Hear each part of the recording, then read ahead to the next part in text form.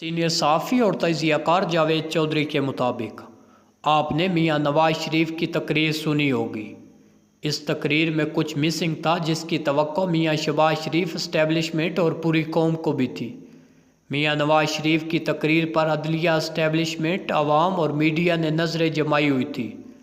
جبکہ میاں نواز شریف کی اپنی پارٹی ہی میاں صاحب کو مشکوک نظروں سے دیکھ رہی تھی۔ کچھ لوگوں کا خیال تھا کہ میاں نواز شریف اتنا زیادہ کراؤڈ دیکھ کر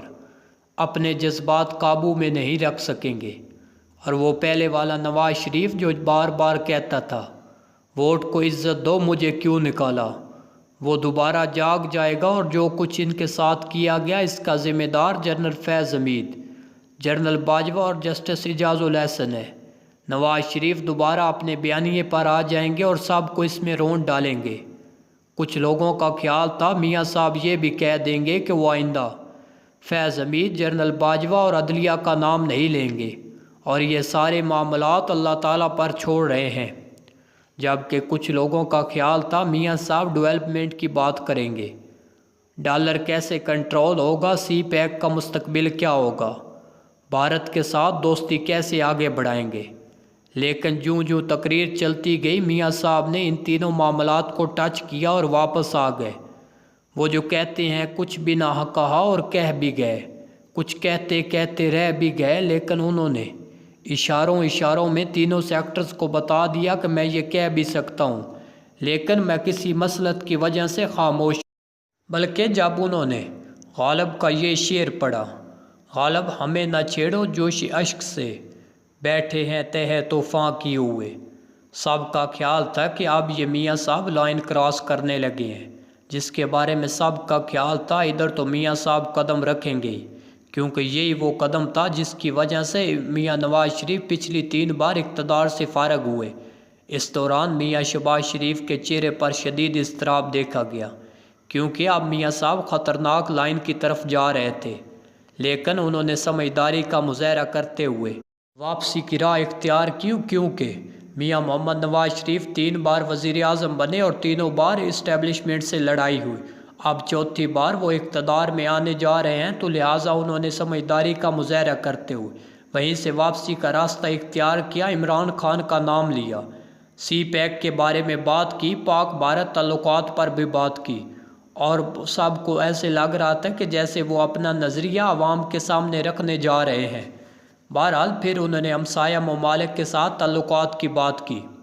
مجھے یہ محسوس ہوتا ہے کہ جب نون لیگ کی حکومت آئے گی تو یہ فوری طور پر نریندر مودی سے ڈائیلاگ شروع کر دیں گے، کیونکہ یہ پالی بال ایسا لگ رہا ہے کہ پاکستان کے اندر الیکشن کے بعد ایک نئی حکومت ہوگی، جبکہ بھارت میں بھی الیکشن کے بعد نریندر مودی تیسری مرتبہ وزیر اعظم بن جائیں گے۔ ادھر نریندر مودی اور ادھر نواز شریف جب دونوں وزیر اعظم بن جائیں گے تو میرا خیال ہے پاکستان بھارت کے ساتھ ڈائیلاگ شروع ہو جائے گا، جس کا آغاز تجارت اور کرکٹ کے ذریعے ہوگا، کیونکہ اس بار اسٹیبلشمنٹ بھی اس ایجنڈے پر میاں نواز شریف کو مکمل سپورٹ کرے گی، کیونکہ اسٹیبلشمنٹ کو محسوس ہوا ہے اگر پاکستان معاشی طور پر کامیاب نہیں ہوگا تو ہم دنیا میں کامیاب نہیں ہو سکتے۔ اس کے ساتھ ہی میاں محمد نواز شریف کا یہ پروگرام ہے کہ دیگر ہمسایہ ممالک کے ساتھ تعلقات، افغانستان، ایران اور چین کے ساتھ تعلقات کا ایک نیا دور شروع ہوگا، چین کے ساتھ ویزا فری ٹریڈ شروع ہوگی، ایران سے جو سامان غیر قانونی آتا ہے اس غیر قانونی سامان پر تھوڑا سا ٹیکس لے کر اسے قانونی حیثیت دی جائے گی۔ میاں نواز شریف فوج اور عدلیہ کے بارے میں اس لیے نہیں بولے، مجھے لگتا ہے وہ اسٹیبلشمنٹ اور عدلیہ کا رویہ دیکھنا چاہتے ہیں۔ وہ 24 اکتوبر کو جب عدالت میں پیش ہوں گے تو وہ عدلیہ کا رویہ دیکھیں گے، اور جب الیکشن قریب ہوں گے تو اسٹیبلشمنٹ کو بھی دیکھیں گے کہ اسٹیبلشمنٹ کتنا ان کو اوپن ماحول فراہم کرتی ہے۔ نواز شریف کی تقریر کی سب سے اہم بات یہ تھی کہ عمران خان جیل میں بیٹھ کر نواز شریف کی تقریر دیکھ رہے تھے۔ یوں ہی تقریر سٹارٹ ہوئی اور میاں نواز شریف کے بارے میں اناؤنسمنٹ ہوئی،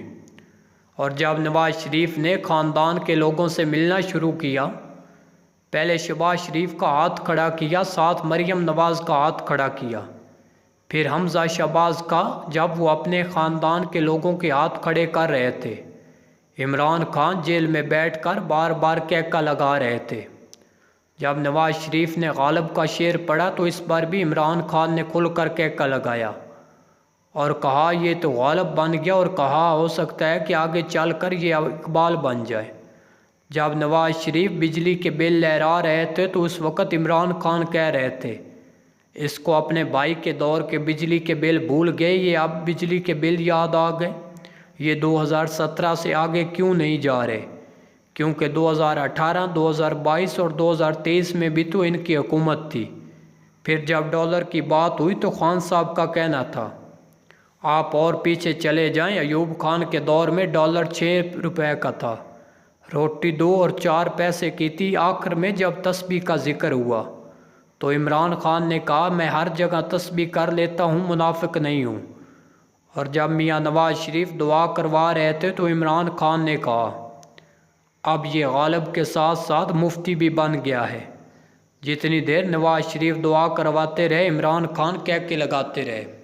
بہرحال میاں محمد نواز شریف ایک خوش قسمت انسان ہے، یہ ہر بحران سے نکل جاتے ہیں۔ یہ 3 بار اقتدار میں آئے اور تینوں بار نکالے گئے، 3 بار ان کی اسٹیبلشمنٹ سے لڑائی ہوئی اور تینوں بار صلح ہو گئی۔ یہ اب 4تھی بار وزیر اعظم بننے جا رہے ہیں،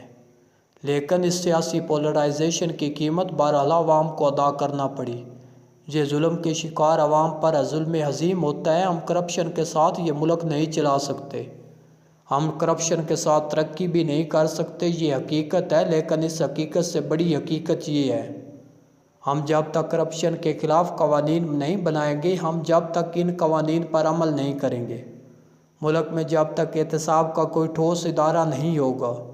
اور وہ ادارہ جب تک جج، جرنیل، جرنلسٹ، تاجر، مولوی، بیوروکریٹ اور سیاستدان کو ایک نظر سے نہیں دیکھے گا، ہم اس وقت تک ملک کو کرپشن فری نہیں بنا سکیں گے۔ ہمیں بہرحال تیرے کرپٹ اور میرے کرپٹ سے نکلنا ہوگا۔ ہمیں گائے کو صرف گائے سمجھنا ہوگا، اسے مقدس اور غیر مقدس کی تمیز سے نکالنا ہوگا۔ ہم جب تک یہ نہیں کرتے، ہم خواہ 1000 بینچ بنا لیں،